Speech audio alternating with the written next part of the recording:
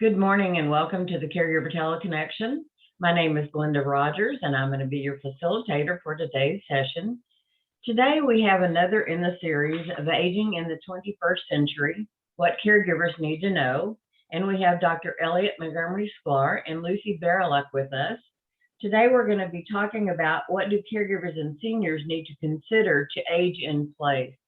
So before they get started with the presentation, let me tell you just a little bit about Lucy and Elliot. First of all, Dr. Elliot Montgomery Sklar is a public health professional with vast experience in managing health programs and initiatives. With over a decade of practice in supporting the health of the public through academic work, research, and service to communities across the Americas, Dr. Sklar shares his passion and expertise in support of diverse caregivers and the complex issues they face. He has led disease self-management and fall prevention programs for seniors and is an associate professor of healthcare sciences at Nova Southeastern University in Florida. Lucy Barylak has a master's degree in social work from McGill University. She is presently working as a consultant for a health network in Montreal, Canada. She's been involved in various research projects and has published numerous articles related to caregiving issues. She has lectured at several universities and colleges on innovative approaches to caregiving and presents annually at international and national conferences. Lucy is also a consultant for private industry in the United States, including her work with the WellMed Charitable Foundation and clinics in Texas. Lucy would also like you to know that she was a caregiver for her mother for about 10 years. Lucy and Elliot, welcome to the call. Good morning. Thank you so much. Good morning, everyone. Before I start, just letting you know that I had a bad cold, getting over it, no COVID, but I might be sniffling a little bit. So as Glenda said, today we are looking at aging in the 21st century. What do seniors and caregivers need to consider to age in place? What resources are required? How to evaluate your home as well. So before the coronavirus outbreak, we saw an increasing amount of seniors opting to age in place. This trend has been a result of raising costs of long-term care, coupled with the aging baby boomer generation who have a more active, vibrant lifestyle than the previous generation of seniors. Technology and wider availability of services such as home meal delivery are making it easier for older adults to remain in their home independently, as well as 55 plus communities, which are rapidly growing across the country. Even pre-pandemic, most Americans said they wanted to age at home. 76% of those 50 and older, according to a report by the AARP in 2018. The vast majority, over 90% of those 65 and older, are already doing just that. So many older adults have spent decades raising families in their homes and want to remain in their home where they've created so many cherished memories as long as they can. They just want to stay there. Others opt to age in place because the cost of retirement communities, independent living, and assisting living is costly. While it may not be possible for an older adult to live independently forever, there are many changes that can be made to a home to make it safer and more functional for them to remain in their own homes longer. By implementing home modification that support aging in place, today's seniors are able to maintain their independence and in the long run may save a substantial amount of money on senior living.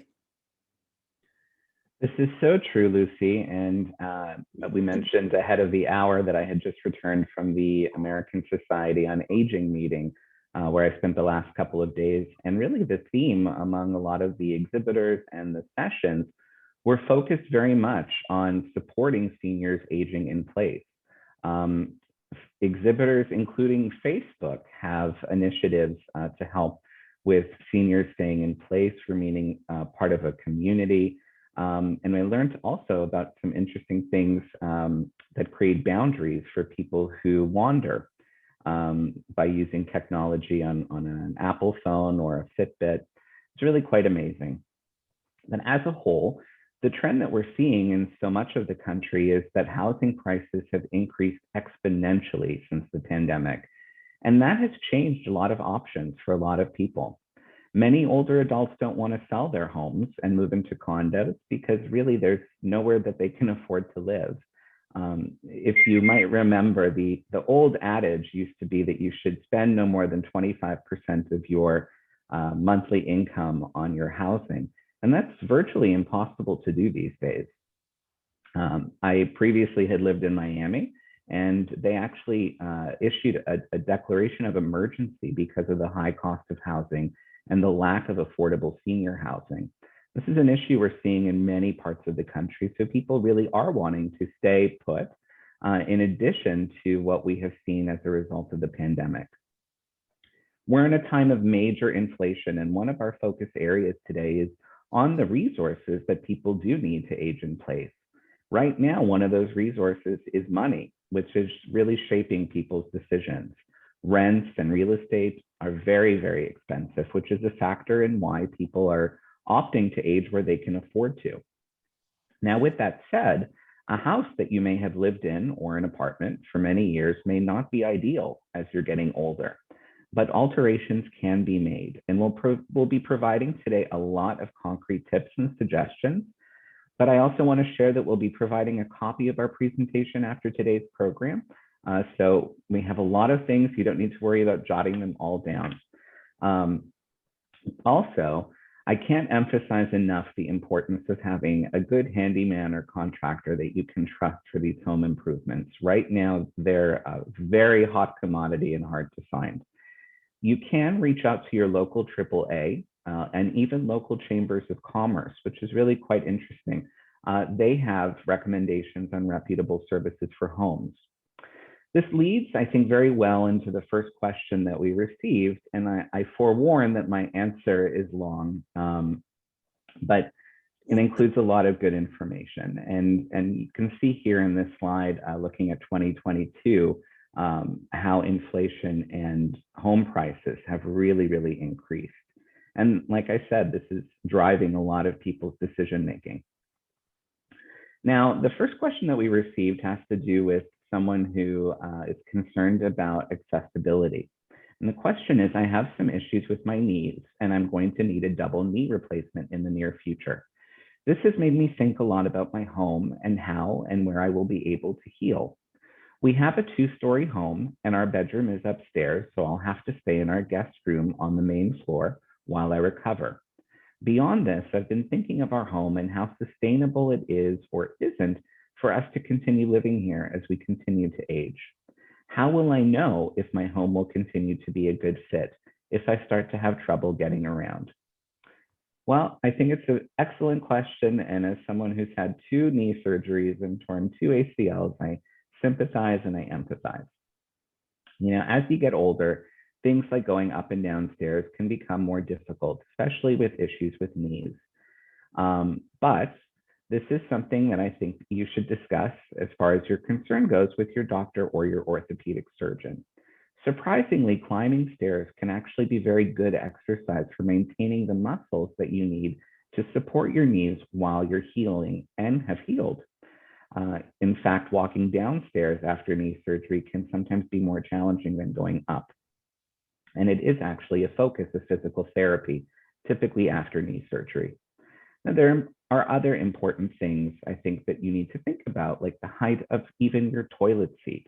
Higher is better so that you don't have to squat as much. Many people don't realize that, but if any of you are participating and have any knee issues, you can get toilet seats that are slightly elevated. You don't need a brand new toilet. They're very inexpensive. They fit universal sizes. You can buy them on Amazon. So there are a lot of really great and creative things that we've learned from our other caregivers and from personal experience that help to make our home environment more comfortable.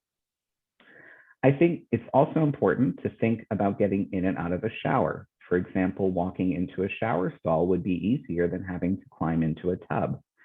Now, I knew all of these things before intuitively, having worked with seniors and caregivers and running fall prevention programs. But after I had knee surgery, I really recognized firsthand what a difference that makes. still some of these things are things that you might only have a temporary need for. For others, like those with arthritis, for example, these things can be important investments as we age to make our homes more comfortable. And some of these updates are not as expensive as you'd think. Like I said, a replacement toilet seat you can get for about $20. That is higher. And with regard to that, we have some resources here shared on the screen where you can find certified aging in place specialists who can help you with planning, and you can actually access them through the AARP. We're going to share some of these resources, like I said, after our program today with our registered participants. You can also work with occupational therapists and social workers through managed care plans who are trained to provide the same expertise. It's important to ask with your insurance and healthcare providers. And I think planning is so important to explore problems and to explore solutions and how to budget for some of these changes. For example, if stairs are not going to be suitable for you moving ahead, there are electric stair lifts or elevators, but however, these can be very expensive to install and can also really impact your home resale value. I think the other thing that's important to note is surgery is not as it used to be. And orthopedic surgery has actually come so much a long way. It's amazing. My mother-in-law just had a hip replacement and she was up and walking same day, back at home, climbing stairs, slept in her bedroom on the second floor. So that's why I say it's really important to ask all these questions of your surgeon. Now, there are certainly some universal design features that are part of a lot of older living communities, but I think that these features are very helpful for anyone living in a space where they may have some limitations with their physical abilities. Now, some examples of universal design include entrances without steps, bedrooms and full bathrooms on a first floor if you're living in a two-story dwelling, a bath or shower that has non-slip surfaces. This is so important. Open floor plans also make accessibility much easier, for example, wider doorways and hallways, and easy to use cabinet handles and lever type door and faucet handles so that you don't have to be turning knobs. This is especially important for people with arthritis and rheumatoid arthritis. These features are really important to help people to continue to live in homes as we get older or develop different disabilities or health issues. Homes with universal design also make it easier for guests to visit, since everyone has different needs and abilities. Many newer homes are built with these universal design features, especially in 55+ communities, which make them really good options. But existing homes can certainly be modified. Now, this is a really good image. I'm sorry that it's so grainy, but it just shows some of the different things that I was mentioning, the wider doorways, thinking of different levels, for example, of your kitchen surfaces, cooktops. Some people find it very helpful to have an area in the kitchen where they can sit for chopping and things like that. So there are definitely changes that can be made even on a tight budget. For example, to help prevent falls, you can install a seat in the shower, put handrails on both sides of the stairways, and use brighter non-glare lights. Simple things like lighting make such a big difference. And you see here, there's lots of lighting in that kitchen. People in previous sessions have talked about this issue and not wanting to have to rewire their homes and hire electricians. Well, you can buy LED puck lights on Amazon, again, under $20, which are just like pot lights. And they come with double-sided tape and they are battery operated and you can stick them onto pretty much any surface. The best thing to me is that they also double for hurricanes as flashlights because they don't run on electricity. I have them in my home and some of them come with remote controls as well. The thing that I think makes them ideal is that you can also switch from warm lighting to cool lighting with these. And what we have learned is that this makes a very big difference with people that have any kind of eye issues. For example, if someone has vision issues as a result of macular degeneration or cataracts, bluish versus pinkish light can be much more soft on the eyes. I have a whole bunch of these puck lights all around my house and remote controls everywhere, and they're really wonderful, especially when I have someone come and visit, for example. They can serve as a night light. They're dimmable. They're very easy to use, and again, under $20, so a very worthwhile investment. But the final point I wanted to make, back to those stairs, is to please make sure that your stairs are carpeted or have some kind of a non-skid finish so that you don't fall. Many falls that do occur happen with stairs because people can slip if they're, for example, hardwood stairs and you're wearing socks. That's not always the best idea. So they do make stick-on carpet tiles that you can get from Amazon or Walmart that are pretty good. But you can also buy socks. And I have been a big user of these socks recently that have non-skid surfaces on them. You can find them if you look up Pilates socks as well on Amazon. Very inexpensive, and they're a game changer in being able to feel more grip under your feet. So I was just curious to know if anyone participating today has any other tips or tricks from their own experience in how they have been able to make adaptations for themselves or their clients for their homes. All right, so you can put something in the chat box if you'd like to. You can unmute your microphone and I will call on you by your name. If you have some tips that you'd like to share, something you've done to modify your home or that of a client, please feel free to share that. I have a cousin who is 91 and so creative. I had been complaining to her a couple months back that my back was hurting from sitting all day and grading. So she told me to take my ironing board and to use that as a standing desk. The thought never even occurred to me, but it was already in my house. I didn't have to buy anything, and it worked great. That's beautiful. What a good idea. I had some work done out back of my house just finished yesterday. I had a wooden deck and it was becoming a hazard to me. I'm 75 years old. I had the deck taken out, and when I did that and had a concrete walkway put in, I put ramps. I don't need them yet, but hey, I'm trying to think ahead. Brilliant.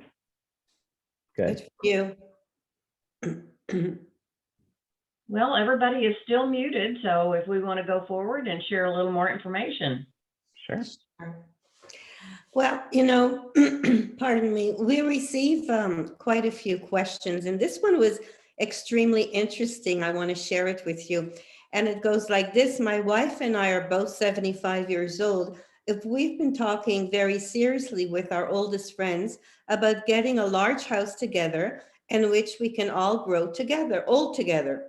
We have two other couples that are our age, and we have all been friends since we were in college together. We've been talking about this for some time, but the coronavirus has prompted us to talk more seriously. We figured that we could pool our resources together and be able to buy a house and not be so isolated, and sort of be together. And I was just thinking, wow, what an amazing idea. So I want to thank you for your question. The idea of 8 people sharing a home together could be very beneficial, as you said, both financially and socially. I'm sure some of you remember the TV program, The Golden Girls, and some of their difficulties and benefits they experienced by living together. What they illustrated is that communication is the key factor that made it possible to enjoy each other's company while eating some cheesecake. I'm sure that helped a lot as well. However, The Golden Girls was a TV show and not reality. What I would like to address is the daily issues that arise from living together. We all know that families or friends don't always agree on things, and the key factor is how you handle it by communicating in a respectful and non-judgmental way. I think what's also important is to keep in mind, consider the practical everyday activities that one does, like, meal preparations. Do you prepare together? Do you eat together? What about using the bathroom? Is there, bathrooms are very important. So to make sure there's enough bathrooms, and if there aren't, What are the times that people can use and for how long? As well as the common space. What if you want to have guests or family over? Do you invite everyone to join you, or do you feel comfortable that you need your own privacy, having alone time? So, how do you handle arguments or if someone's feelings are hurt? You know, these are questions you need to address. How to individuals deal with frustration, anger, or feeling that they are not being heard? How do you keep your privacy? What if one person needs a little bit more help than the other? How are you going to distribute the funds? So what I suggest that you all decide to have a safe place to discuss any difficulties that may arise, as well as point out the positive aspects of living together and how to solve problems. Having a group session at the end of each week or as things escalate will hopefully allow you to come up with solutions and to any problems by compromising and accepting changes.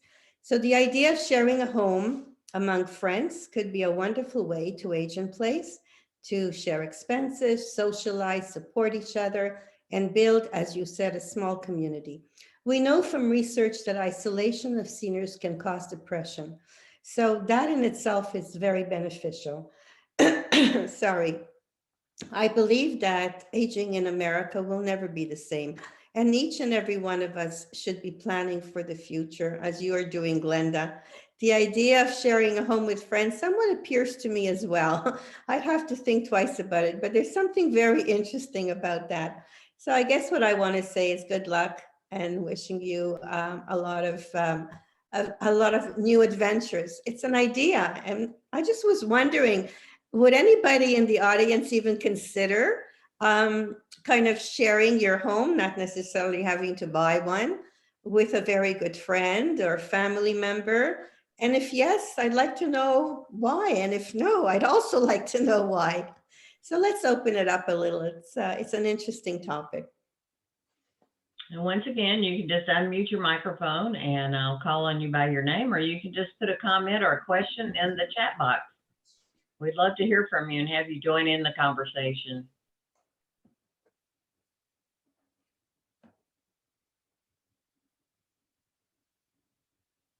I think it would be really challenging, Lucy. My friends and I have talked about it, but I don't think it'll ever happen. I don't know how to work out the bathroom situation. The bathroom situation, and the other thing I think about also is family gatherings, holidays. Where does everyone celebrate? Is it all together? And you know, I'm a very practical person, so I think of the issue of health insurance as well, because you know, if these people are considering getting an in-home aid, for example, is everyone on the same plan? How would that work? Will it be covered? There are a lot of practicalities that need to be considered. I think some other good options are like living in a building, for example, an apartment building, perhaps, where you have friends in the building. That is so important. Yeah. Well, that's certainly what's happened to me. I live in an apartment building, and two of my friends and colleagues live in the same building. And this has been extremely helpful through the pandemic, for us to be able to kind of get together, bubble together. And now when someone isn't well, like I wasn't, my friends do shop for me and leave the food by the door. So yeah, it's an interesting concept. And it's, as you said, Elliot, the practical aspect of it really comes to play, especially as we age and our needs change. Anyways, I thought it was an interesting question, so I really wanted to share that with you. It's a great question, and one that we've discussed before, because I think a lot of people have been considering this option.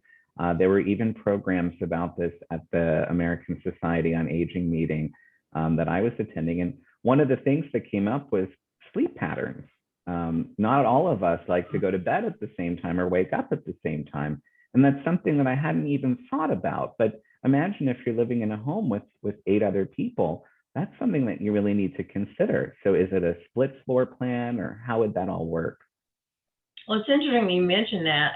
They're building a new subdivision behind me, and I have to say, honestly, it's driving me crazy. But they have a sign at the front of the subdivision that they have multi-generational floor plans available. I've not stopped in, but it was wonderful to me to see that builders were starting to consider building homes that have that available. It's becoming increasingly popular and a trend for many reasons, not just because we don't want to put our loved ones into long-term care, but also people are having to pool resources to be able to buy new properties. And so, for example, many of my graduate students who are in their late 20s, early 30s, and have young families have recently moved in with in-laws, which has been so interesting. And it's also allowed them to have more childcare. And then they have their older loved ones have caregiver support. So there's a lot of benefits to it. And it's almost going back to the past. In the past, families lived together. Not my generation, but definitely my mother's generation. Yeah. Absolutely. And actually, I think it's a good segue into our next question. And the next question, hold on, sorry. My husband and I have been thinking of moving into a 55 plus community, and I'm concerned about too many rules and regulations, but more so that living among so many old people will just age me. And I love this question. Have our participants, or have any of you heard of Margaritaville? The resort chain, the restaurant, the song? Well, Margaritaville is branching into senior living.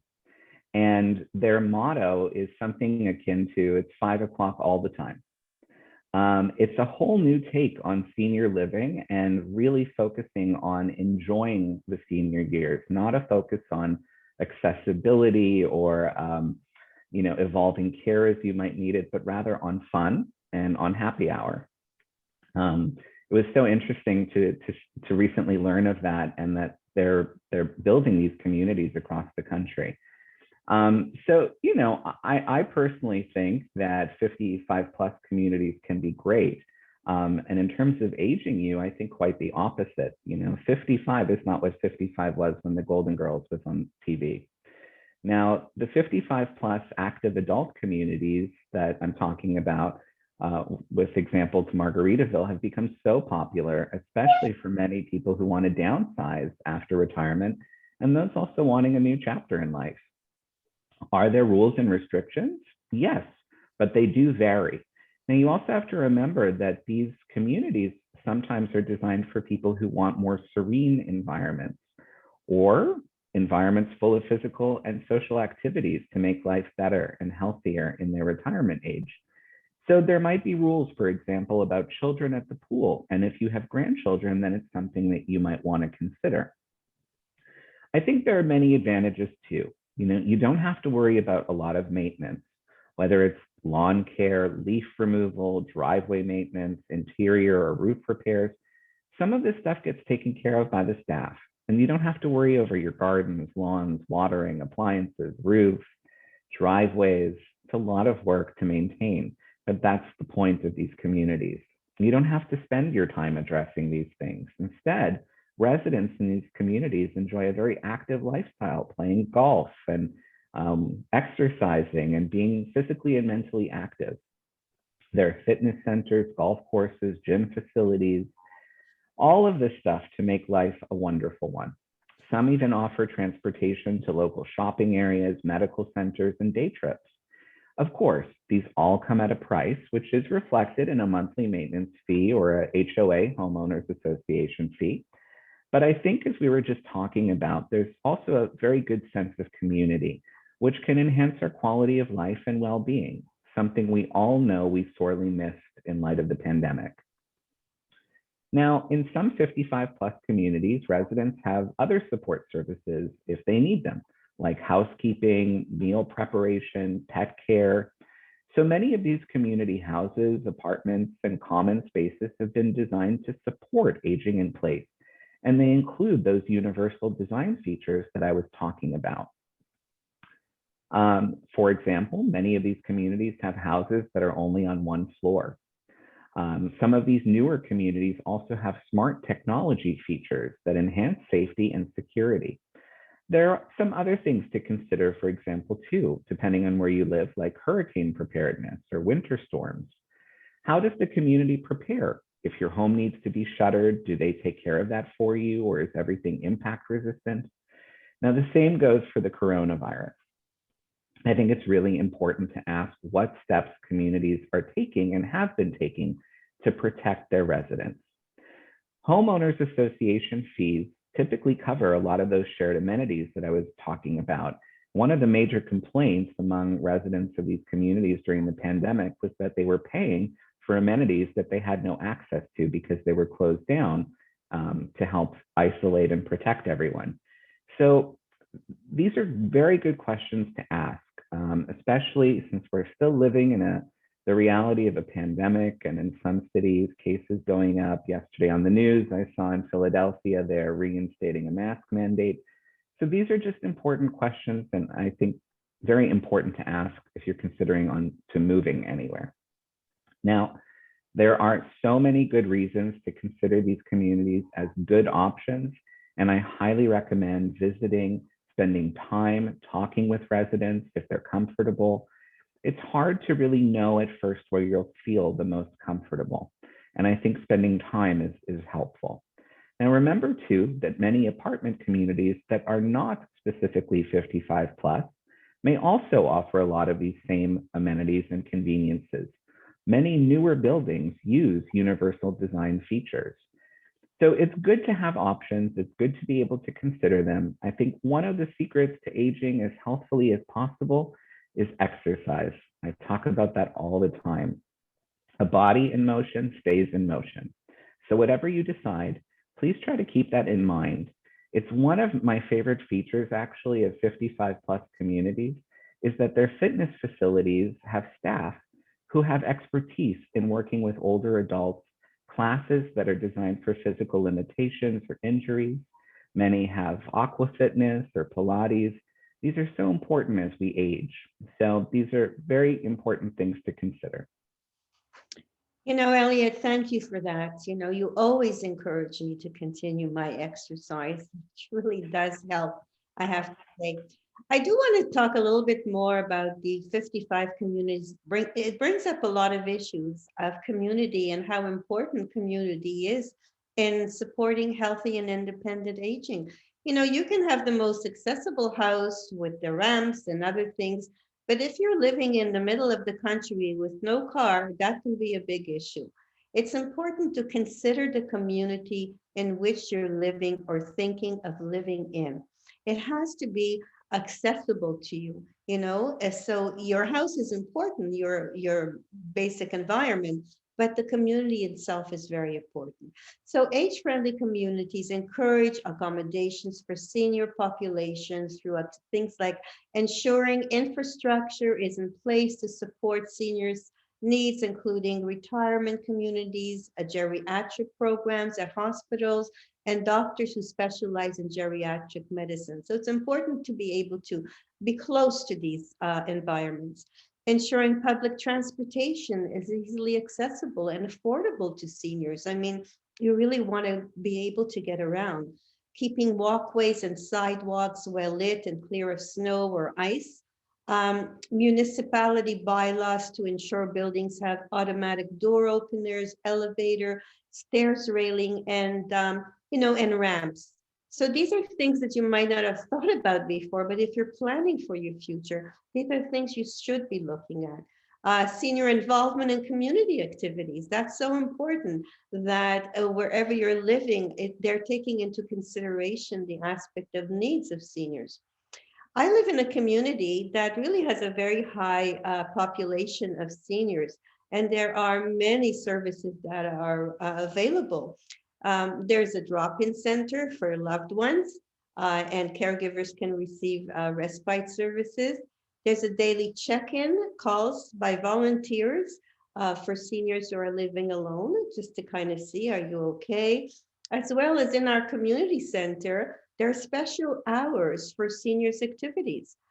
They can join anytime they want, but if they want certain exercises in the pool, book clubs, etc. So these are things that you really need to think about because, as I said before, one of the most difficult things is when seniors are isolated, they can become really, really depressed, withdrawn, and not have the best quality of life.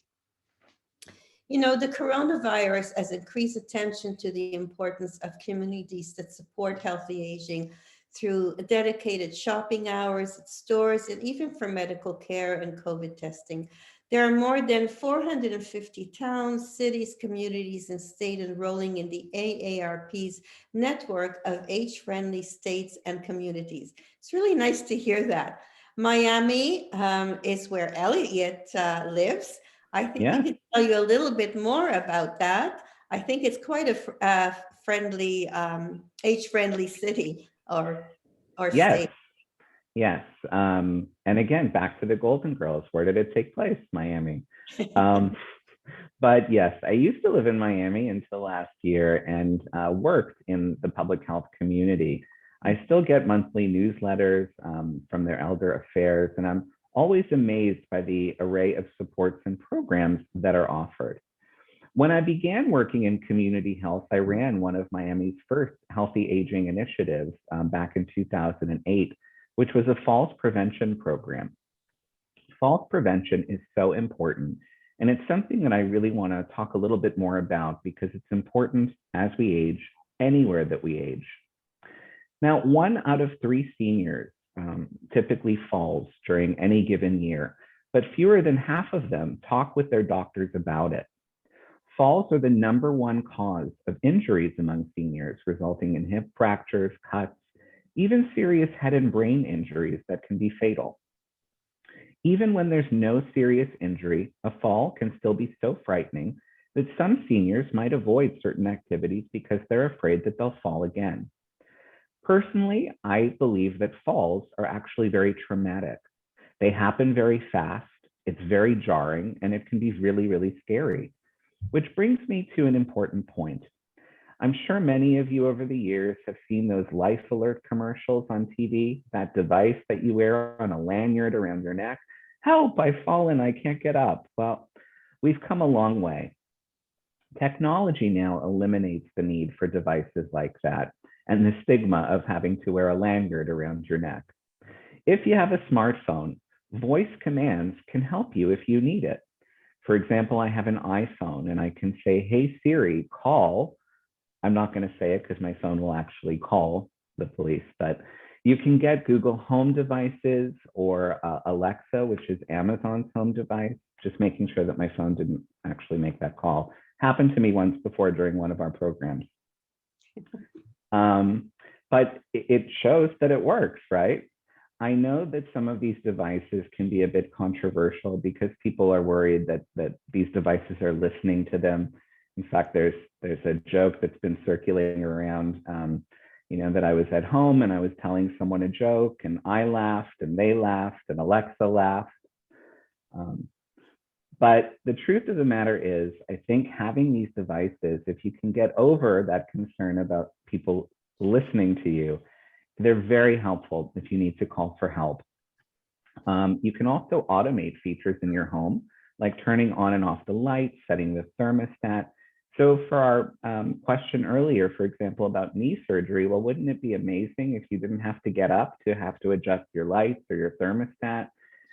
So these new smart technologies are really amazing in helping us to age in place better.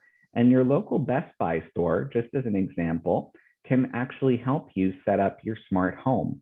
Local area agencies on aging also have amazing resources to help. But my recommendation is please always take your smartphone with you to the bathroom when you shower. It can be super helpful in case of an accident. I want to provide some tips as well to help people preventing falls at home. I talked a bit about those puck lights that you can stick on anywhere if you have stairs in your house. You can put them under each step so that at night you can press that remote control on and illuminate the whole stair area. It's very helpful for preventing falls. clear up clutter on the floors. The easiest way to prevent falls is keeping your home neat and tidy. People that have old stacks of newspapers and magazines on the floor and stuff like that, it's a recipe for disaster.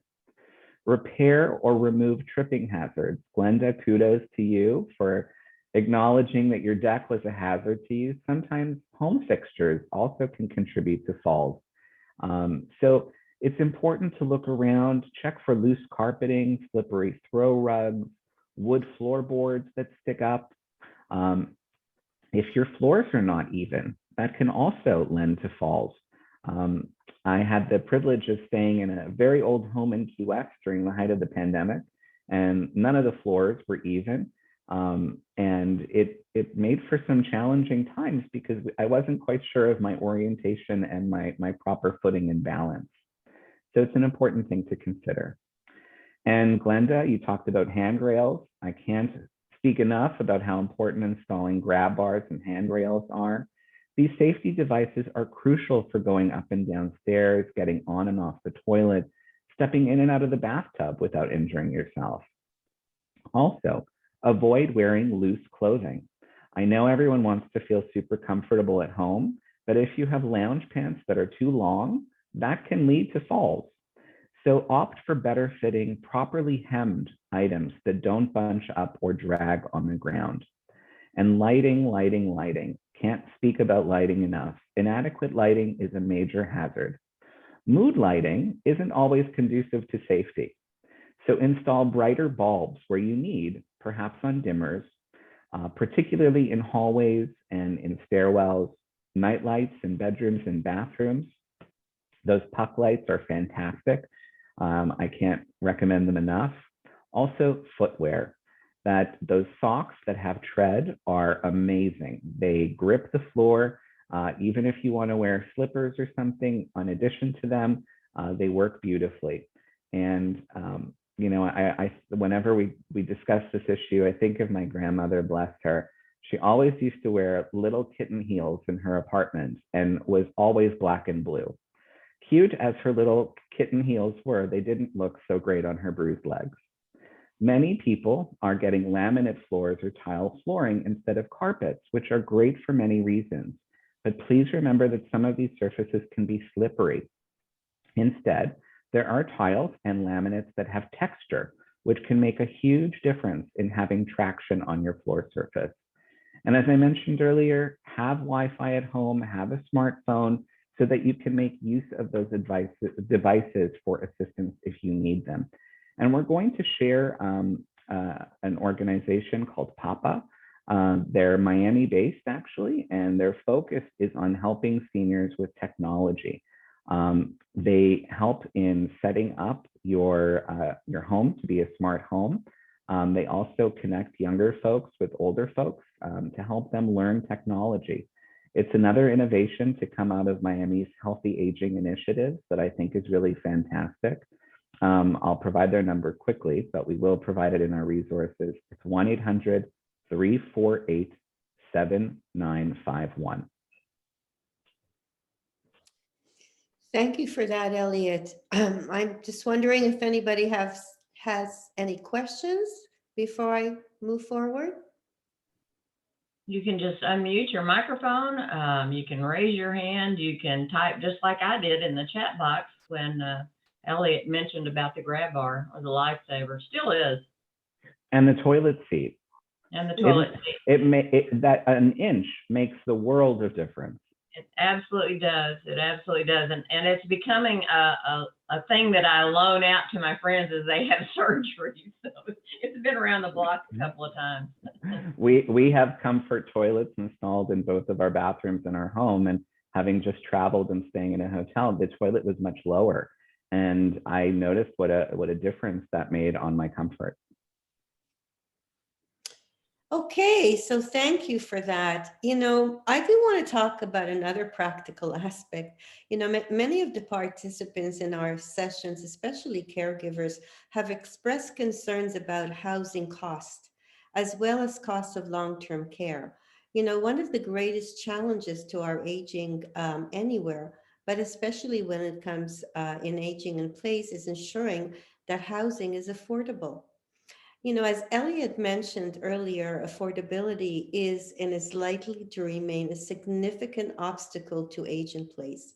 In 2014, 31% of older households were cost burdened.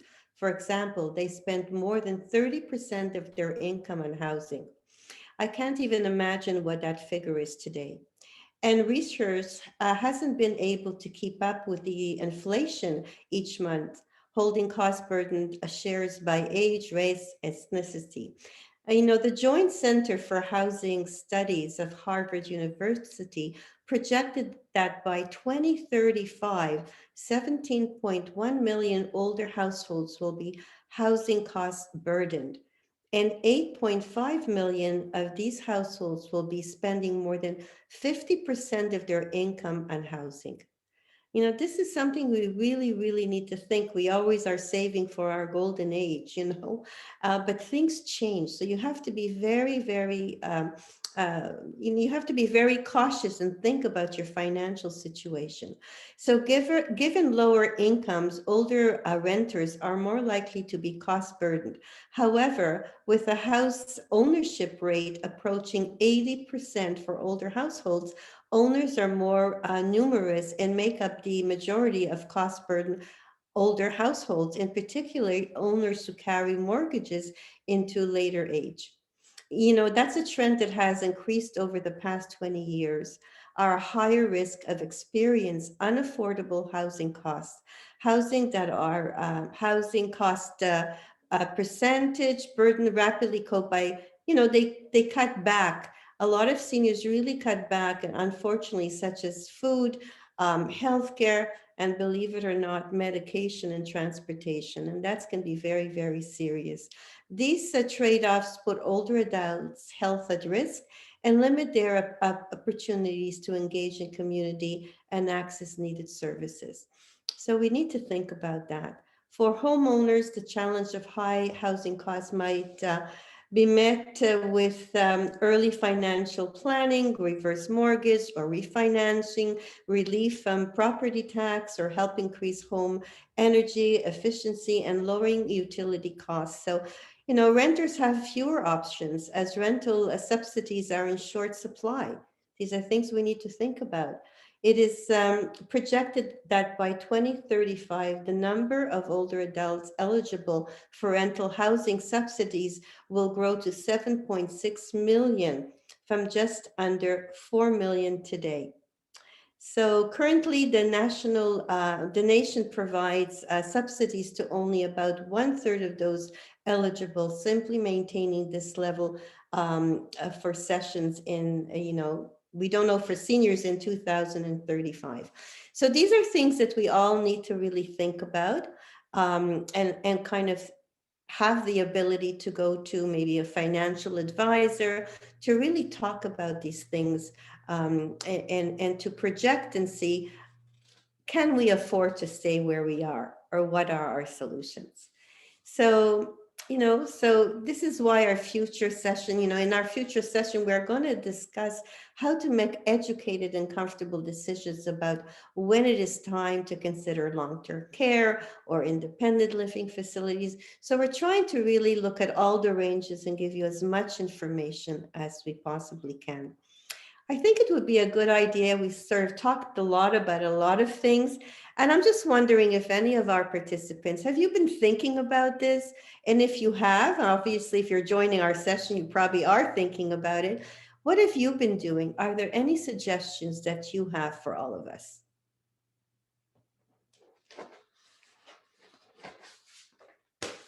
I'm going to chime in with a quick one because this is something that, again, just came to light at the meeting that I was at. But it's something that I've heard from people where I'm living here in Florida. Because of the high inflation of housing and housing prices costing so much, even people who have paid off a mortgage and are living in their home that they might have lived in, their home insurance has gone up exponentially. Because let's say their home, God forbid, was destroyed by a tornado or a hurricane, it would cost so much more now to rebuild. And so premiums have gone up, and that's putting a huge burden on seniors. So for those participating today, please do reach out to your local AAA. They do have resources and home insurance providers who typically have better discounts for seniors. Never considered your local AAA as an insurance referral source, but it's amazing what they have in place now, as well as resources on the AARP website. Yeah. And that's not to mention what taxes are doing. You know, they're doubling also. Yes, they are. But that's unfortunately something we can't do as much about. The insurance rates going up. Some companies are raising premiums by 20%. That's a lot. Well, but if you're living in a state where you can freeze your taxes as a senior, and if you don't know about that, that's important to check into that also. Or maybe it's time for you to advocate on the behalf of seniors and look at something like that with your local governments. Anyone else have a question or a comment? We have about 7 minutes left, so we certainly have time to discuss an issue if you'd like to bring it up.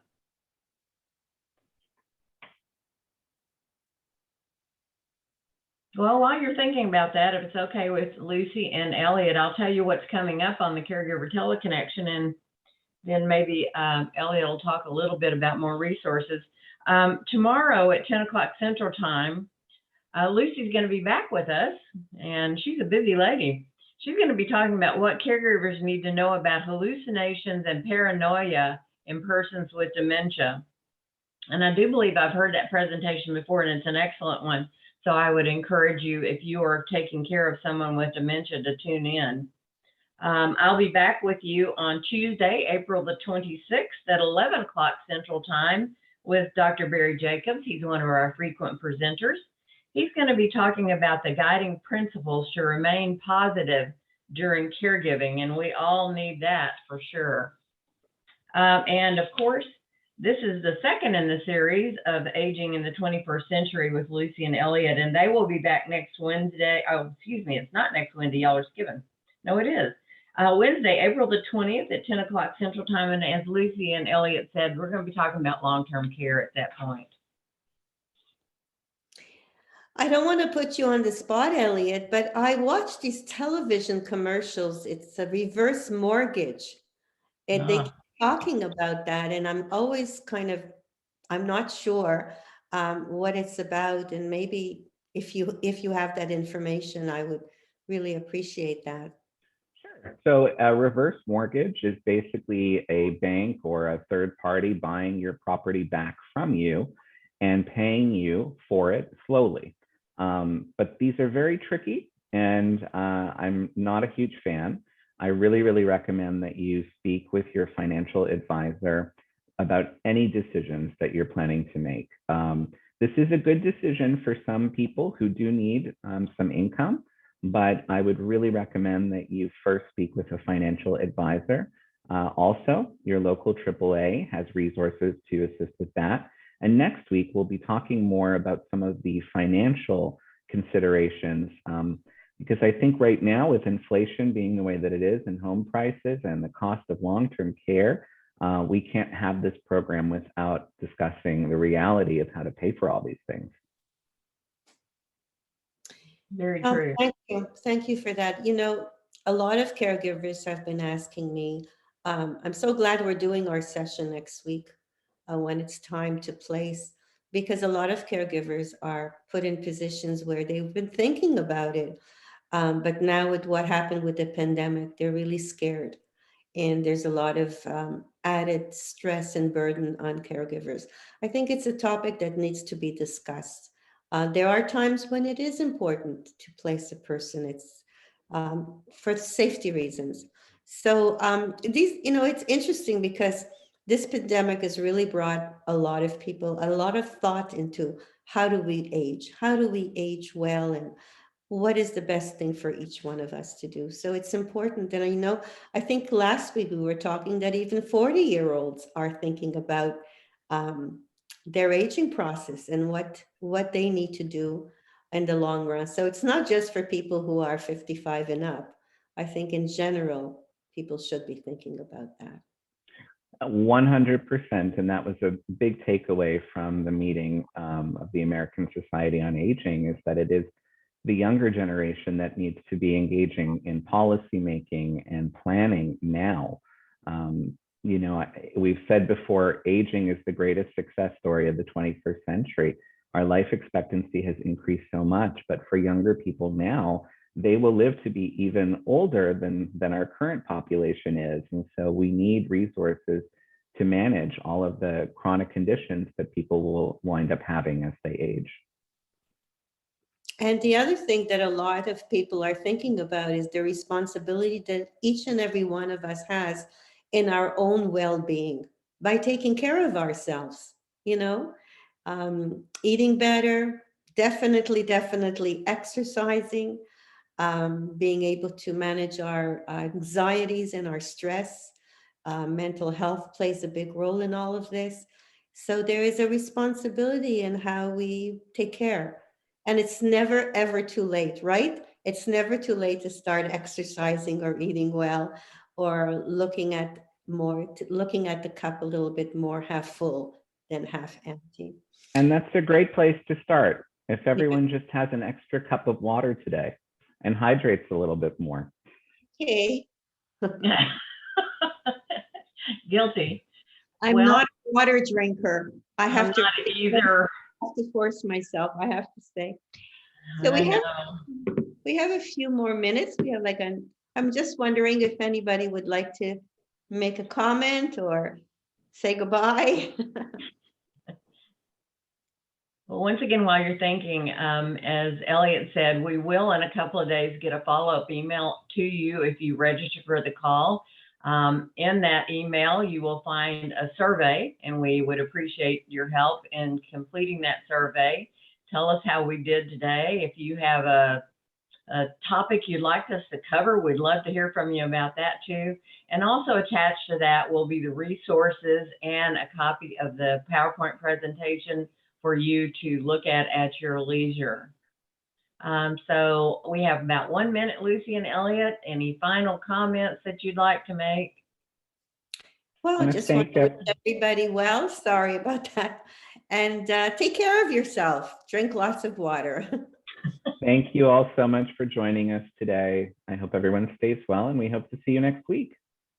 Thank you very much, everyone, for joining us, and stay well. Bye-bye. Bye. Thanks, Denise, for your comment.